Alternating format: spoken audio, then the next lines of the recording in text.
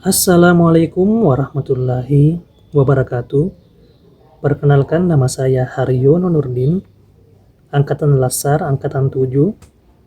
Kali ini saya akan membuat sebuah learning journal berisi materi yang telah kami pelajari di agenda pertama oleh tutor Bapak Aswin Nayu, SEMM. Di agenda pertama, ada 3 materi yang telah kami pelajari, yaitu wawasan kebangsaan, yang kedua isu kontemporer, dan yang ketiga bela negara. Wawasan kebangsaan. Wawasan kebangsaan adalah cara pandang bangsa Indonesia terhadap diri dan lingkungannya. Ini adalah pondasi penting untuk menjaga persatuan dan kesatuan dalam bingkai negara Kesatuan Republik Indonesia berdasarkan Pancasila dan Undang-Undang Dasar 1945.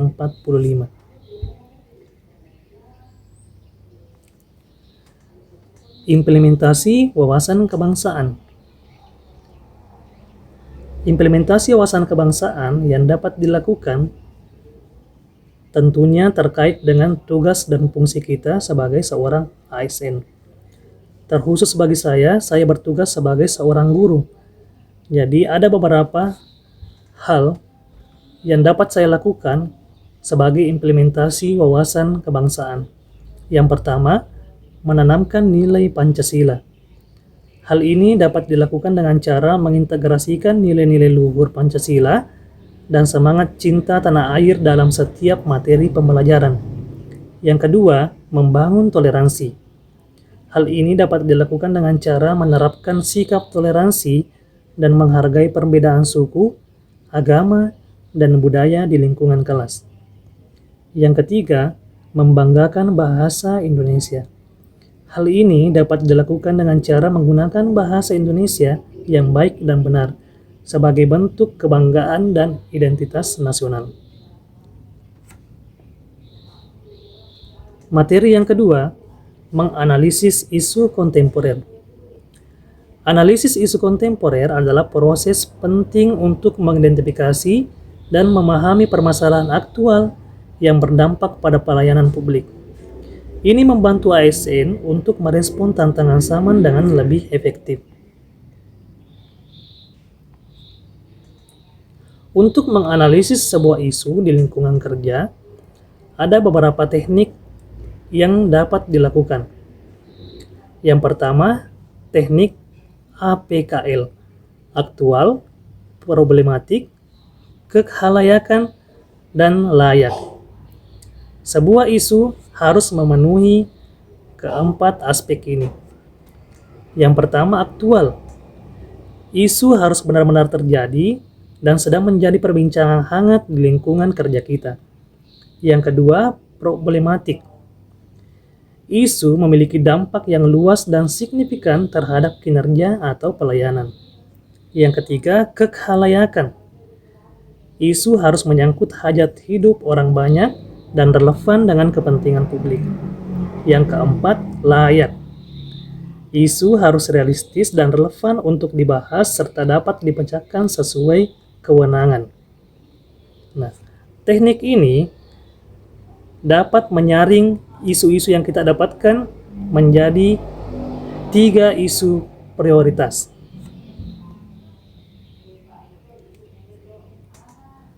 Teknik yang kedua adalah teknik USG untuk menentukan isu utama. Arti dari USG adalah urgensi, seriously, dan growth. Nah, maksudnya, urgensi seberapa mendesak isu itu harus diselesaikan. Kita harus memprioritaskan masalah dan memerlukan tindakan segera. Yang kedua, serius. Seberapa besar dampak negatifnya jika isu ini dibiarkan atau tanpa penanganan. Growth. Bagaimana potensi isu ini untuk berkembang menjadi masalah yang lebih besar jika tidak segera diatasi.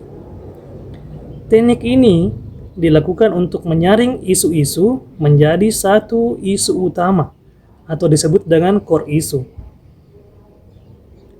Setelah kita menemukan isu utama, Kita menganalisis isu utama tersebut menggunakan diagram fishbone.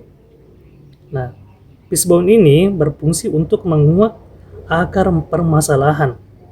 Diagram fishbone atau diagram tulang ikan adalah alat visual yang digunakan untuk mencari akar penyebab suatu masalah dengan menganalisis dari berbagai sisi. Yang pertama, manusia; yang kedua, metode; yang ketiga, media; yang keempat, lingkungan dan kebijakan. Kita dapat menyusun solusi yang tepat dan komprehensif jikalau kita sudah menemukan akar permasalahan terkait isu yang kita angkat dengan menggunakan diagram fishbone. Jadi dari diagram ini kita sudah bisa mengetahui akar permasalahan dari sebuah isu dan apa dampaknya dari isu tersebut. Selanjutnya, materi yang ketiga yaitu kesiapsiagaan bela negara. Kesiapsiagaan bela negara adalah kesiapan setiap warga, termasuk ASN, dalam menjaga kedaulatan negara dari berbagai ancaman, baik fisik maupun non-fisik. Sebagai seorang guru, ada beberapa hal atau tindakan yang berbentuk kesiapsiagaan bela negara yang dapat dilakukan. Yang pertama, tangkas menangkal hoaks. Aktif mengedukasi dan menangkal informasi palsu serta ujaran kebencian di media sosial dan lingkungan sekitar. Yang kedua, integrasi nilai kebangsaan. Memasukkan nilai-nilai kebangsaan, patriotisme, dan nasionalisme dalam setiap aspek pembelajaran. Yang ketiga, teladan, disiplin, dan etika.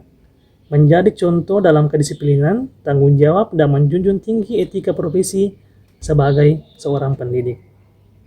Nah, itulah learning journal yang telah saya buat terkait dengan materi yang telah kami pelajari di agenda pertama.